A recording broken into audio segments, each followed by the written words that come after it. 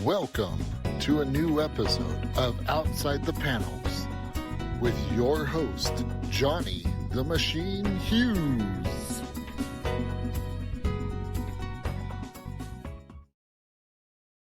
Welcome to an episode of Outside the Panels. I'm your host, Johnny the Machine Hughes, and returning guests are always my favourite, especially when they've got a new Kickstarter to talk about. So, without further ado, two of my favourite people that I've spoken to are back. Dalton K, Shannon and Wells Thompson. Woo! The return. Yes. I feel like we're on the show enough that we need our own little moniker titles as well. All right, You're the okay. machine, and I don't even. We're just gonna have to pitch that for next Dalton, time. the anxiety, Shannon.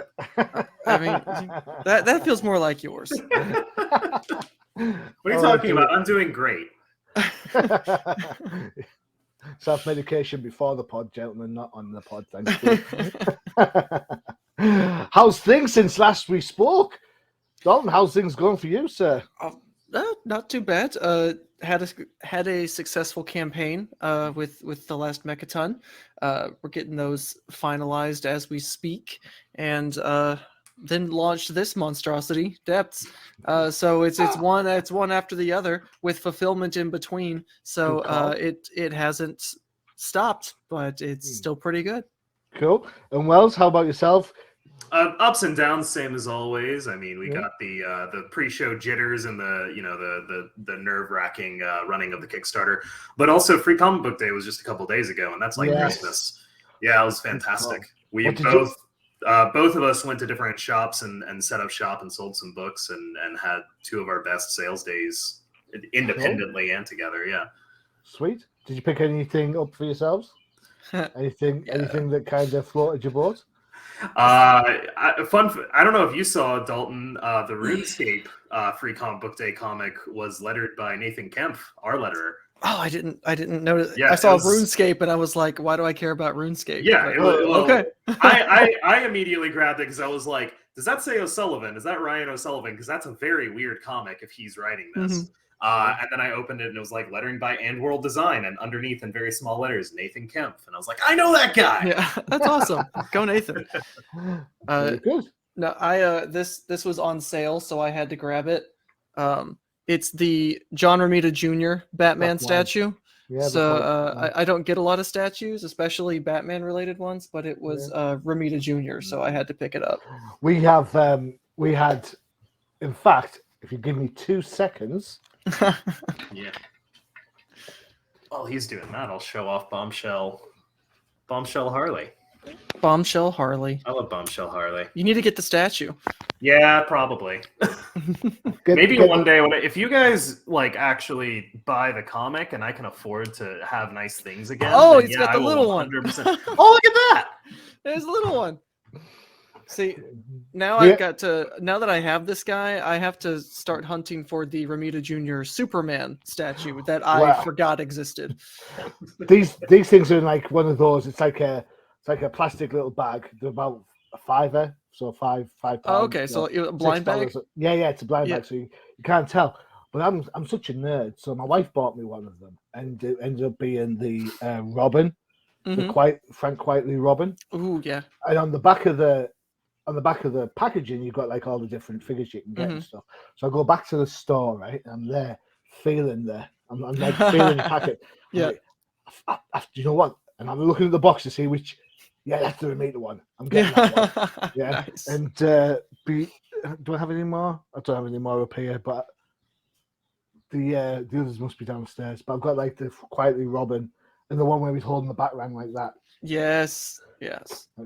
So yeah, I'm all about the bats. No, they do a good job on those black and white statues. Yeah, I mean even the little one's really well detailed. So it's cool. What did I get? Nobody asked, so I'm going to tell you anyway. What did I like? I like the Star Trek book from IDW. I didn't expect to like that at all. I was like, whoa, because I saw that and it looked like I didn't look. I just saw it, but the cover was like very dramatic and had like blood dripping down it, and I was like, does this fit Star Trek? This feels a little tonally dissonant, but if it works, it works. It's got Klingons in, so there's blood in there. But Yeah.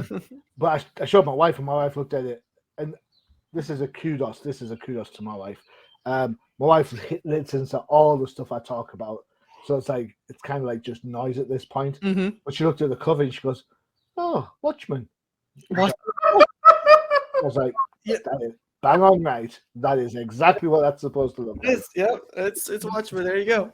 So I was like, That's so funny. something's sticking in. It's sinking in. Sinking in seems to be the tone of the day. Your new what a book. segue! What a segue! Everyone That's with why their- they call their you the machine. puns. One to me. Excellent. So you've got a new Kickstarter. It's called Depths. Thanks to the magic of the old Tinterweb, you do have a video that we can watch. You guys all right if I put that on there? Yeah, go Go ahead. right ahead. Yeah, I'm going to take cool. off my earphones because I can't stand the sound of my own voice, but you go ahead. You're not the only one. Oh, harsh. Harsh. Where's it at? That's it there. Cool. So here we go. We'll maximize that up. Here we go. Here's the visual trailer for Depths.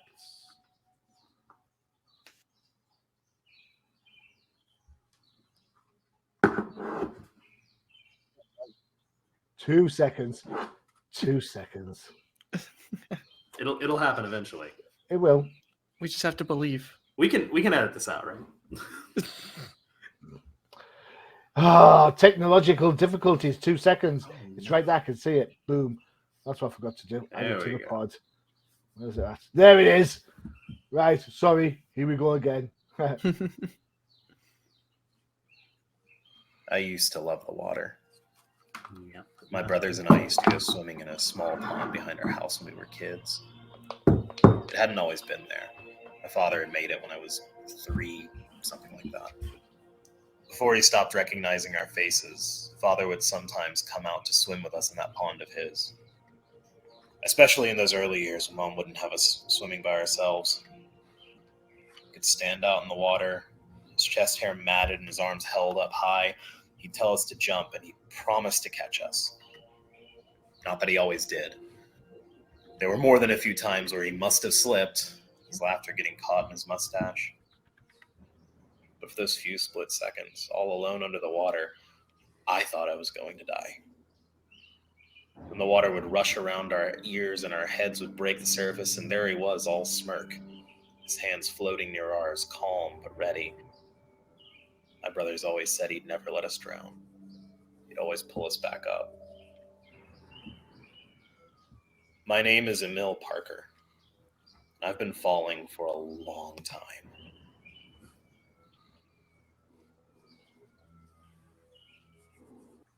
Whoa. Very well done. Excellent. I'm liking this. So, Depths. Pyramid. Depths. Mhm. Depths. So do I have to talk right? Depths. There you go. Yeah. All right. So, what was the germination of this idea then? Who came up with this bad boy? Search me. I just typed in I typed it into an AI and it gave me a comic book. There Yeah, we just go. smashed some I SEO bet- keywords yeah, together. Yeah, let's not. Imagine if we did that. Imagine if we made man. a comic called Cthulhu. I sold my soul to Cthulhu to fund my Kickstarter. Imagine that. Sorry. I had a pop at someone about AI recently, and like, it's just I don't like using Grammarly, the program that was advertised on YouTube, Yeah. and everyone's like, oh no, it's great, it does this. I'm like, yeah, but it's taking away your voice. It's making everyone sound the same. So Making copywriters irrelevant. Anyway, Depths is a story about Emil Parker who invents a perpetual diving suit, and he gets trapped underwater for 3 years. And it's a story about his survival and his grief and depression and all that good stuff that comes from being a young 20-something on your own for the first time without having any sense of direction or sense of worth or anything.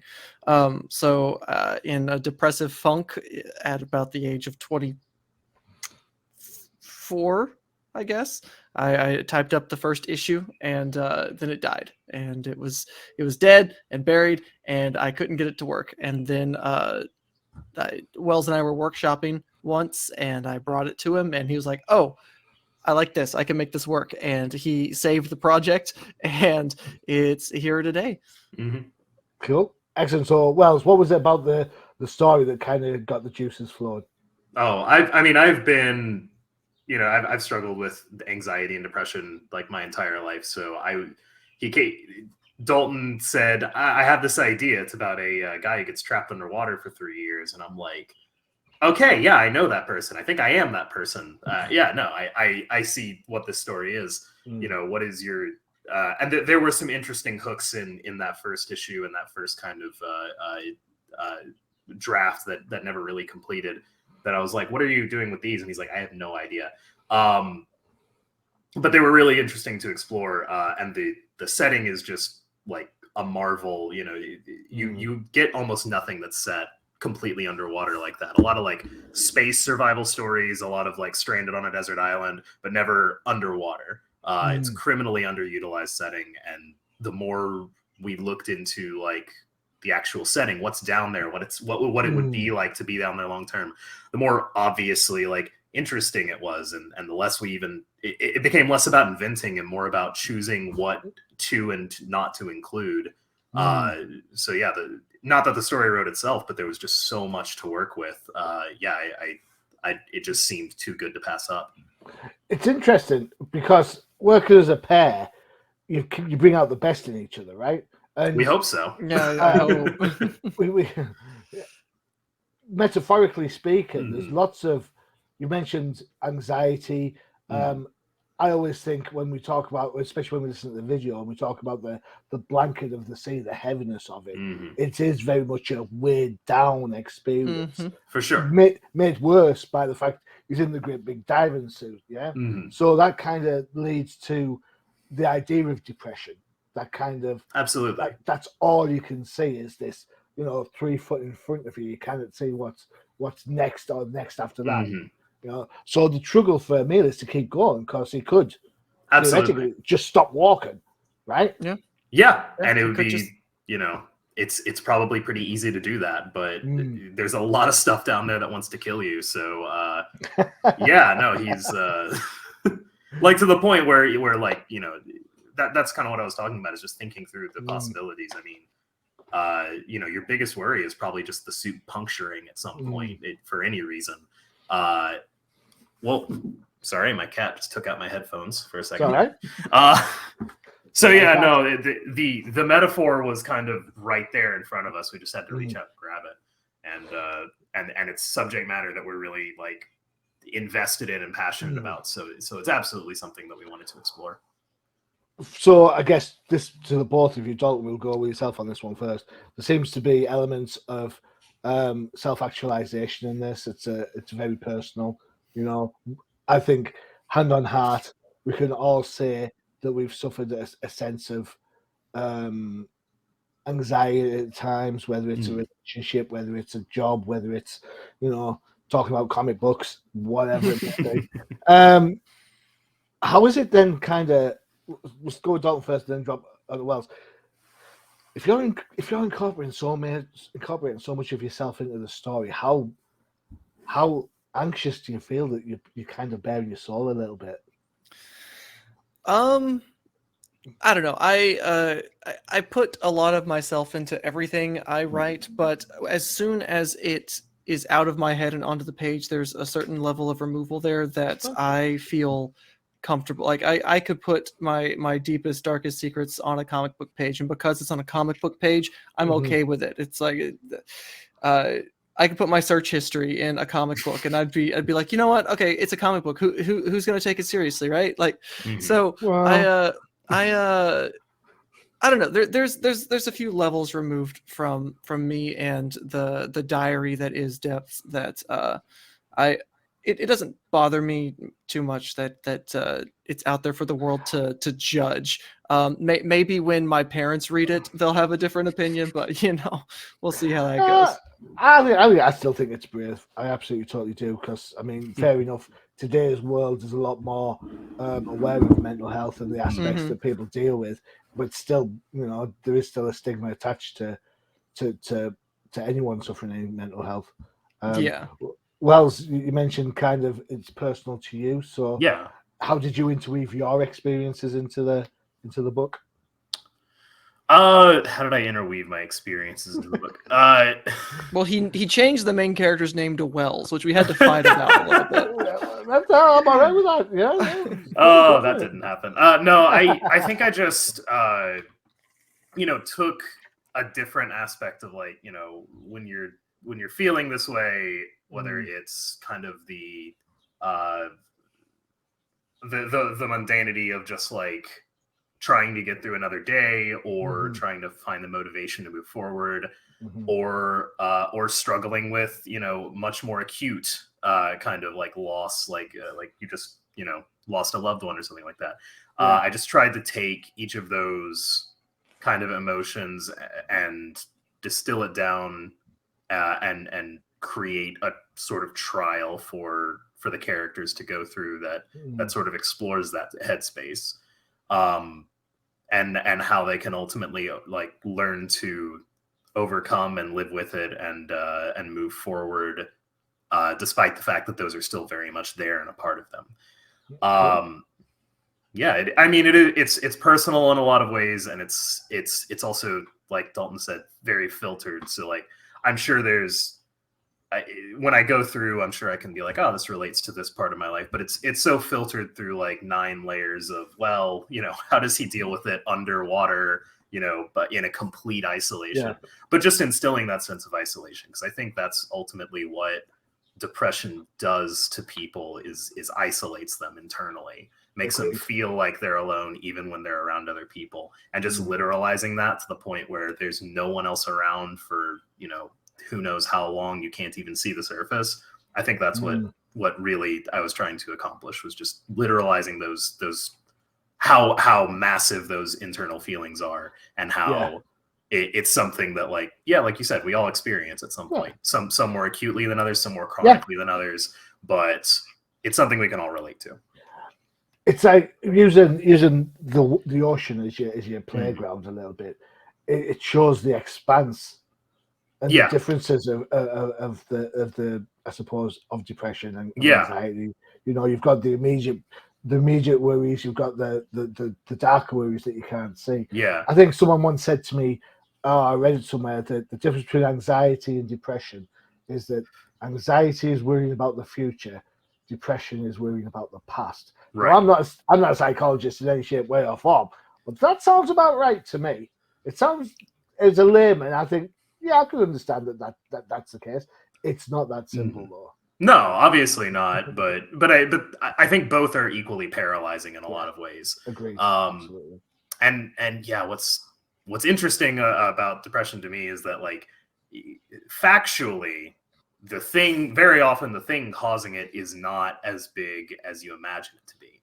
To give an example, I recently started a TikTok. I know, foolish, but my first video was just showing off my basement, which is full of boxes from the move to Chicago that have just been like sitting in my basement for months now, and I haven't been able to find the time to break them down. And every time I think about going down there and breaking them down and recycle and trying to sort it all out, I know in my head it's going to take me, not even the better part of an afternoon, but it feels like overwhelming. It feels like I could never accomplish it, and that's sort of what I thought was so great about, like you said, the setting is the ocean. It is a totality of everything around you, and you can't see an end to it. But very often it is not as big as we make it out to be. It's just that's how it feels in our heads.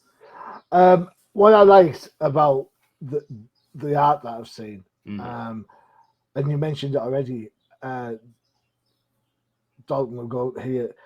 It's the ocean. It's the proper ocean. It's not Aquaman or Submariner ocean. You know what I mean by that? It's like it's like in Aquaman books, you can't even tell they're in the sea unless there's a fish on the page. Right.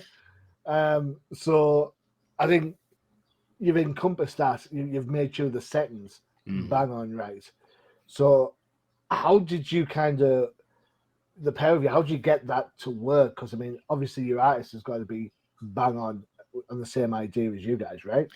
Yeah, Right. and we're working with Jay Sheik, who, as you can tell from the sample pages, is just excellent, brilliant. Gorgeous. It's Um, gorgeous. it's There's no other word gorgeous. for Yeah. it. That's it. Not only with the sweeping underwater locales, but like dude knows how to get the most from his characters as well.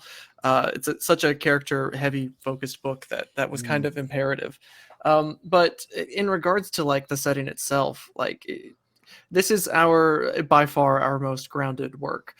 So outside of like the suit, which just could not exist, everything else we wanted to try our best to maintain a sense of realism, and that meant having a kind of darker ocean. The sunlight gets to you sometimes, but it's not like you can tell the passing of the days. The best sense of time is migrations, honestly. Like God help Emil if that light ever goes out. But but like we wanted to show like a realistic sea life and the beauty of the ocean and the horrors of the ocean. Like it's not Atlantis, it is the Atlantic. So like we wanted and Jay's been doing such a great job of capturing that realism that we wanted to go for, no doubt. It's interesting because last time you were here, we talked about a totally different book, and it's a totally different theme. Yeah.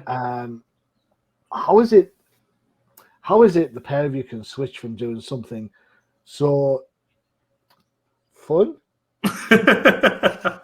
So not comedy inspired. What was the word I'd say? It's kind of a little bit like tongue in cheek. It's a bit throwback to the mecha monsters and all that sort of stuff. And then you've turned it not just 360, right? You need to create a new shape to tell you how many times you've gone around this one to drop this.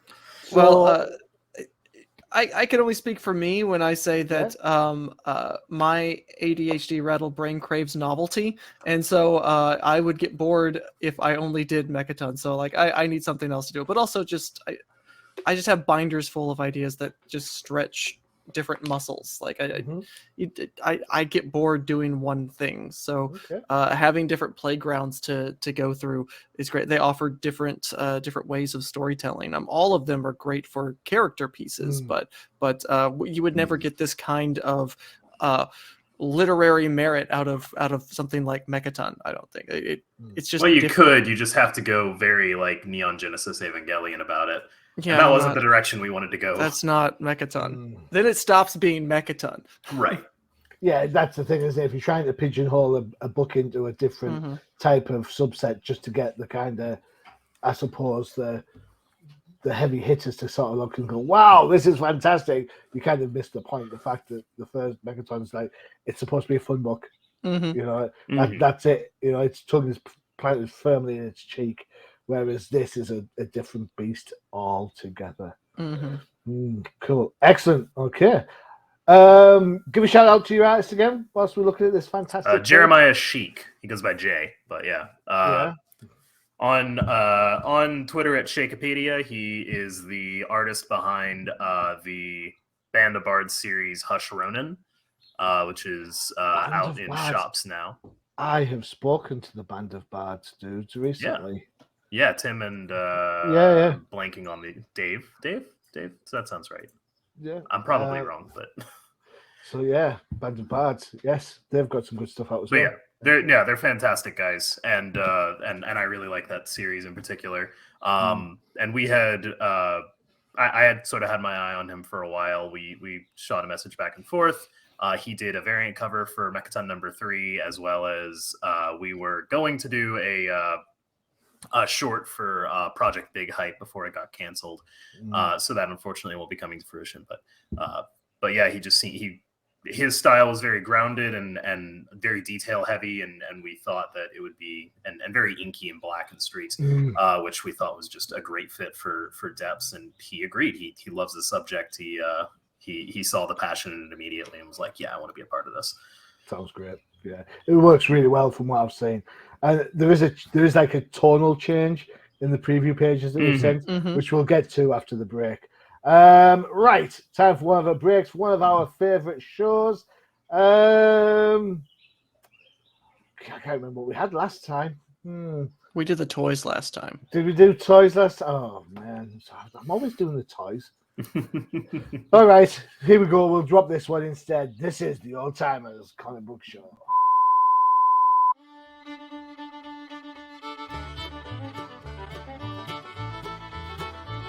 Do you want to find out what makes the professor do his happy dance? Check out the Old Timers Comic Book Show, only on the UCPN. There you go, the Old Timers Comic Book Show. All right, there you Aren't go. old, No. but the comics most certainly are. The No, voiceover I want to dance. It's a great show. It's a great show. This time around, check out the most recent episode. It is a Guardians of the Galaxy special with the first appearances of Peter Quill, Gamora, Drax, Rocket Raccoon, throwing some Thanos in there as well. So check it out. You'll be surprised which one's the most expensive one. I was when I looked. I'm gonna go with Rocket. Nope. Oh. Nope. The first. That's only like $500. It's easy that one. Yeah. Groot from Planet X. Yeah, because that's 1959. Yeah, because that's an old what Tales to Astonish issue. It's a Kirby issue, so like it's Yeah, $19,800. There you go. Damn. sounds about right. According to Go Collect. There you go.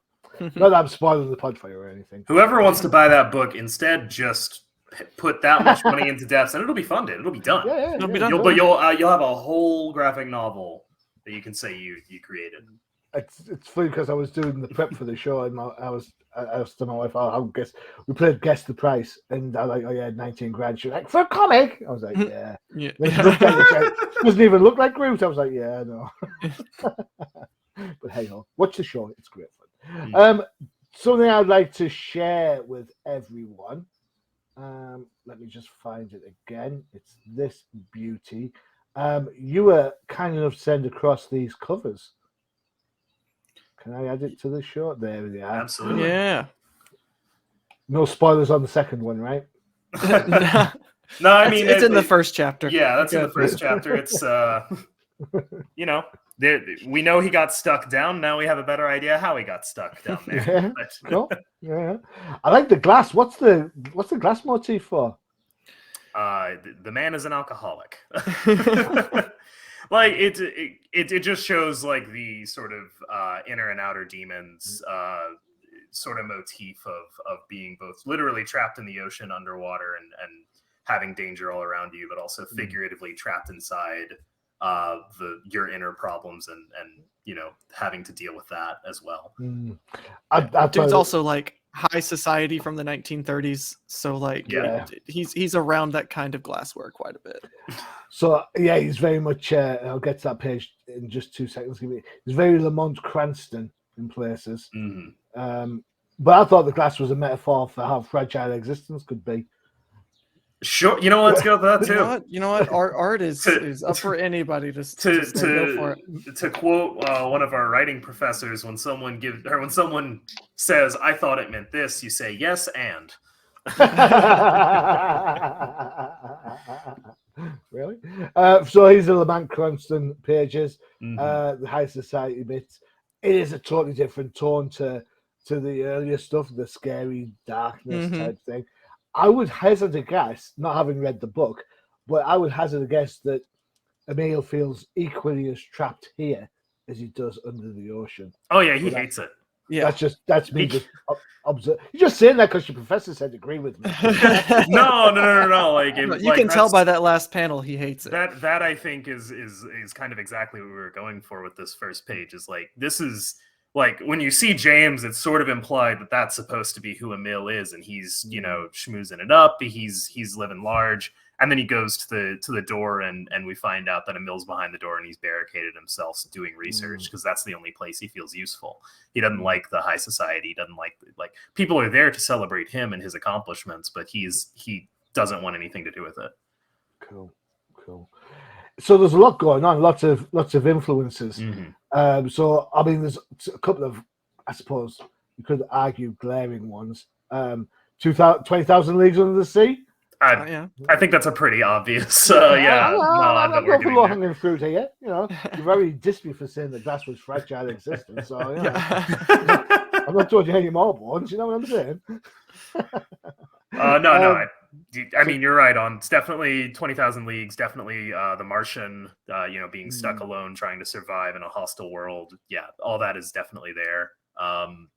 I'd say equally, it's Craig Thompson's Blankets and Brian Lee O'Malley's Seconds, and these beautiful character-driven novels that have this underscore of mental health issues and self-loathing and sort of the struggles that we go through on a day-to-day basis.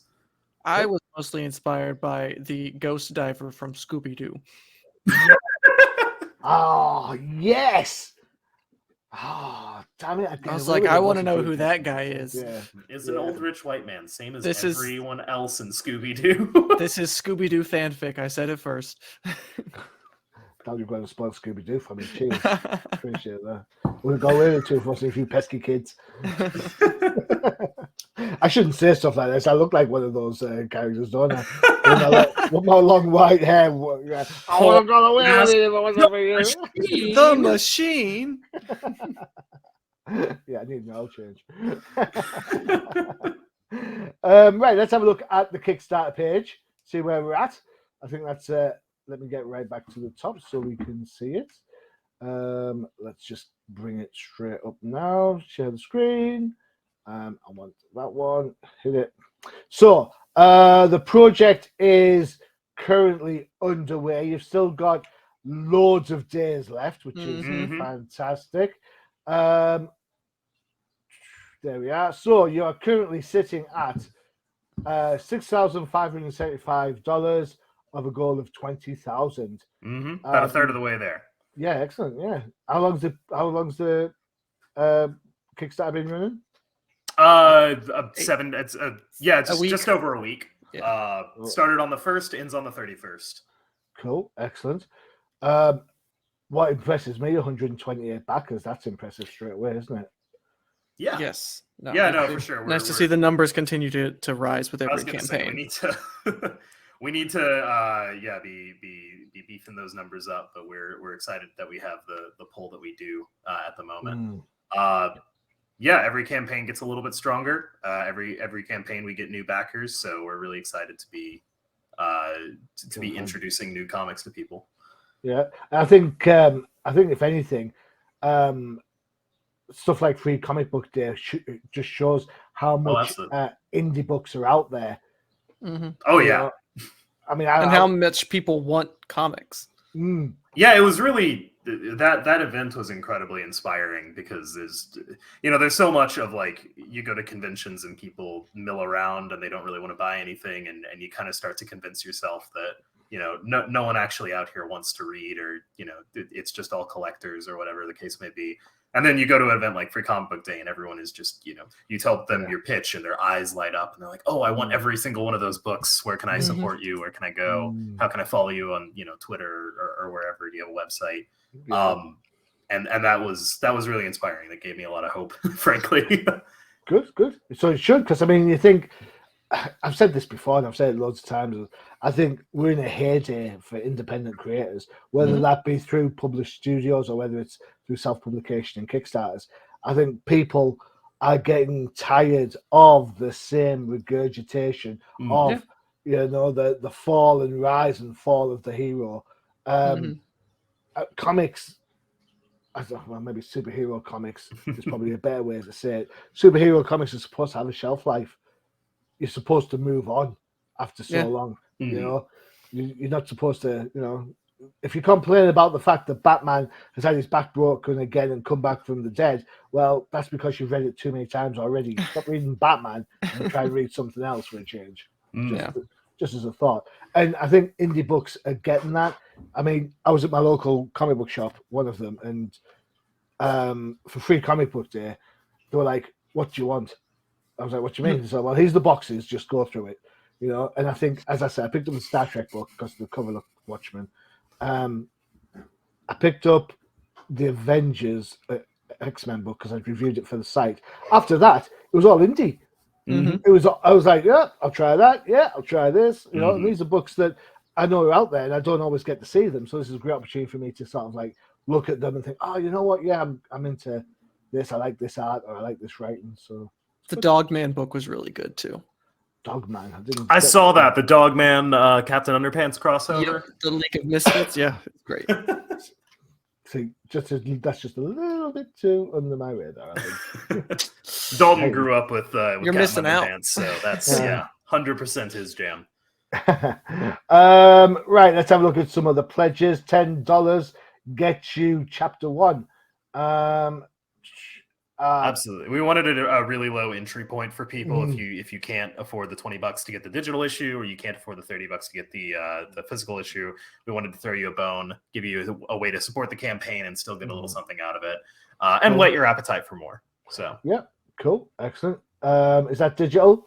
that is digital, yeah. $20 gets you digital copy. There you go for book 1. Mhm. Excellent. Yeah, 36 backers. That one's a pretty Yeah, popular one. the top 2 right now are the digital and the paperback copies, and I think the first paperback copy, and they have one off from each other. They're like neck and neck. And then the next one is the hardcover. Everyone seems to love the hardcover. So Right, yeah. So I liked how you're offering digital as well as yeah, of course. Any yeah. physical issue, any physical copy we give to people, we also provide the digital. That way, you have, if you want to store it somewhere in case you lose it, it gets damaged, it gets delayed. You have that digital to go back on and look at. That should always be there for people, I think. Yeah. As an option. Ships anywhere around the world. Absolutely. Yeah. Yeah. Whew. We how's your film filming on that? It's a little rough sometimes. You look at how much we spend on shipping, but it's always worth it. And I mean, hell, we sent to a surprising amount to Switzerland and New Zealand, the UK, France, and Germany and Australia, and all over, and Singapore, and it's kind of incredible how many or how far these books are getting out. So it's really nice in that regard. Excellent. $100 gets you the digital, the I can't say his name. I was going to say Sheik cover, Sheik, sorry, and the Akuna cover and the hardcover by Heather. The hardcover is gorgeous. The hardcover book looks the bomb. Mm-hmm. I do love that. It's one of my favorite covers we've ever done. It's so good. Heather Vaughn, who's the cover artist we used for Frankenstein the Unconquered, came back to do this to help us with this campaign as well, and she just knocked it out of the park. It's an incredible piece. Some of the pages we've looked at already. Mm-hmm. The immediate danger we were talking about previously. The dangerous danger of the party. Keanu. Sorry. Yeah, some sketches of the main characters give people an idea who's going to be in the book. It's a character-driven book at its heart, so we wanted to have people connect with the characters directly in that way. So how does the writing work for you two then? If you've got an influx of characters, how do you kind of divvy up who does what? Or do you come to it and think, well, I've got a character I'd like to use, I've got a character, and you mash it out together? No, we draft our writing. So one person will do a draft of an issue and then give it to the other. Well, bat it back to the other, and then they'll do a draft, and we kind of come together on any subsequent draft. But it's not like I handle James and he handles Emil. It's very much both. Mostly they come about in from necessity. We need a character to come in and interact with someone and kind of help move the story forward. And then the other, when Dalton did the first issue, Grace was just a reporter that was there and sort of instigated some stuff and then disappeared for the rest of the book. And one of my top questions on it is okay, when is Grace coming back? What's going on here? And he's like, Grace is gone. What are you talking about? I'm like, no, she's a big part of it. She's clearly meant to be a big part of the story. And then he did the same thing. I brought in this a character I named Badger as basically a joke. to come in and have 2 lines. And Dalton was like, I like Badger. I want to keep him around. And we just keep doing And now that he's to each other. integral to Yeah, the and now book. he's like a core part of the B plot. Like he's very important to the book. So yeah, just the more you go back and forth, the more you realize, oh, this character has a lot more going on and helps flesh out what we're trying to do, and you just kind of build them that way. I suppose we'll talk mainstream for a second. One of the most, I suppose, controversial characters that DC ever came up with under Chuck Dixon was Spoiler, the Stephanie Brown character, right? Mhm. She's only she's a throwaway character. She's only supposed to be in like 2 issues, Right. 2 and done. That's it. But then everybody loved her, and then she had that tumultuous role and where she is now, and she's a Batgirl now again. So you're right. These characters take a life of their own, don't they? Yeah, absolutely. Yeah, they have a pivotal point to make.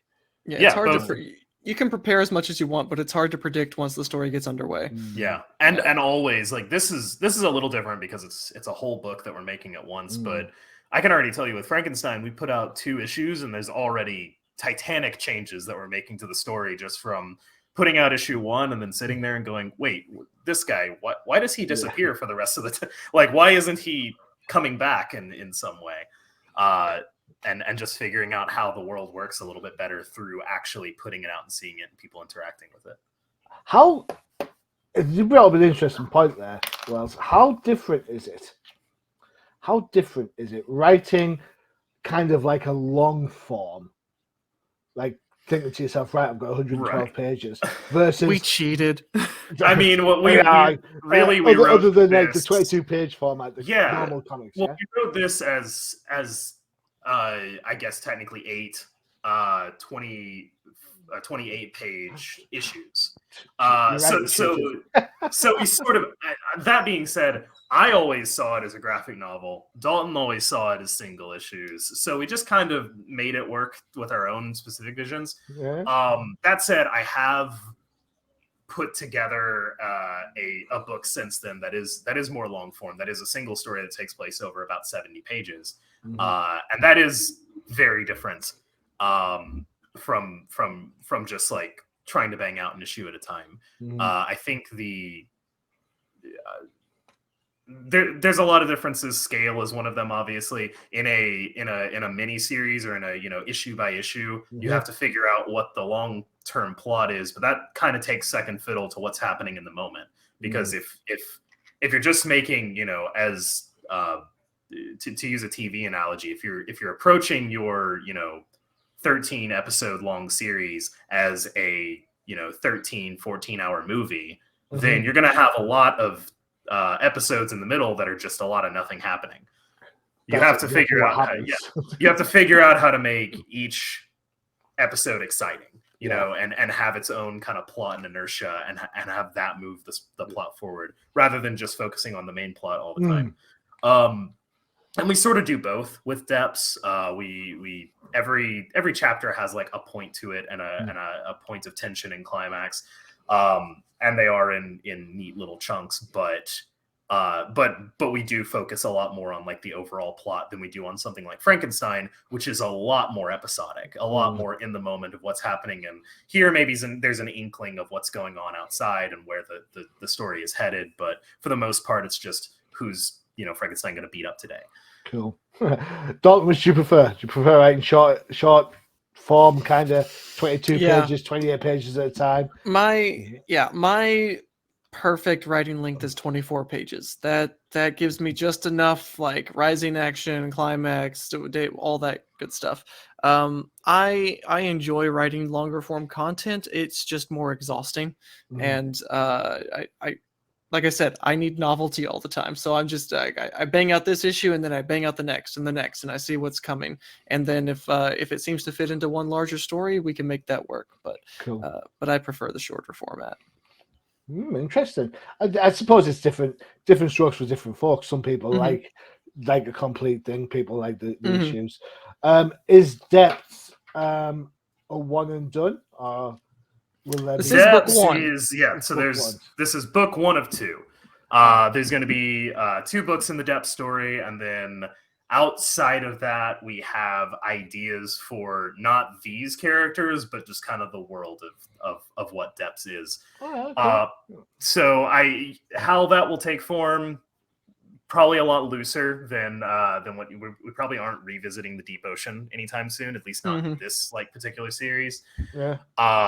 But we have a finite story to tell here, and then probably some other stories that thematically hit, the same sort of notes. So are you saying that the extended universe Sure. Yeah. Is that going to cover other aspects of mental health then, to kind of bring that together? So the sort of unofficial name that I have for it is the Grief and Tentacle series. Okay. Where I just called it CMYK. I was going to say that sounds like a dodgy video that you wouldn't put on your search history anytime soon. Well, each of the stories that we have in mind have something to do with characters processing grief and some kind of close relationship, usually sibling or sibling-like, some kind of familial relationship that's very close. Losing someone's very close to you, and a hint of magical realism, usually taking the form of tentacles, because that's just it's fun to draw, I guess. It started with the giant squid, and then we were just like, what if we kept going with that? What if we just made that permanently the motif? The squid's the ongoing character. It really is. He's the breakout star. I mean, let's be fair. Douglas is the breakout star of the book. Douglas is absolutely the breakout star. Victor, who is in the name of the giant squid in my mind, might not be the breakout, but he's my favorite. All right. Okay. He's got personality. Yeah. Dude's got legs, right? Zing. What? I didn't say my jokes were always good, right? That's a good one. That's a good one. Yeah. All right. So if you're interested, there are a couple of websites to check out. Here we go. You've got wellsthompson.com and Dalton K Shannon.com. Very good. Both have fantastic information on there of this book and their previous work together. Well done. Like that. And of course, the Kickstarter. Yes, I know Kickstarter addresses are long. Yes, I know it's a pain in the bum typing it all out. So really all you got to do is go to Kickstarter, type Depths Book 1, and I bet it gets you there. It's a project we love. It's right a project we love. It should be really easy to find. Yeah, exactly. So there you go. Dead easy. Easy to do. Make your pledges, get the book out, and we'll see where that goes from there. Excellent. Dalton Wells, it's been fantastic meeting you again. Absolutely. Thanks for having us back on. Yeah. Been great talking to you. There is always a place for you two on Outside the Panels. You are more than welcome anytime you've got a project. Well, thank you. We will take you up on that, Mr. the Machine. Please do. No mistake. Even though he's still got his Green Bay Packers poster on behind him, it's fine. It's shameful. I agree. Yeah, it's shameful. Dolphins forever. That's what it's called. Right, there we are. Don't forget to check out the UCPM for all your favorite shows, including, you saw the advert for it earlier, it is the Old Timers Comic Book Show. And if you like everything Marvel, you've got No Prize Podcast. And for DC, it is the Definitive Crusade. The indie show Flipside Focus is under refurb at the moment, but rest assured, when it is back, we will be talking about Kickstarters as well as the plethora of indie books that are out there. What more could you want, right? What more could you want? What more? Dalton Wells, thank you so much for spending the time. I really do appreciate it. The book, as always, looks fantastic. The writing works on the pages I've seen. So I tip my hat, if I was wearing a hat, to you. I appreciate you, yeah. Yeah, fantastic. I love the metaphor behind it. I think it's absolutely imperative that people recognize that mental health is something that everybody has to deal with. Absolutely. So, cool. Excellent. That's it. So that's it for the show. I've been your host, Shannon the Machine Hughes. As always, adios. Visit undercovercapes.com for the latest and greatest podcasts via the Undercover Capes Podcast Network.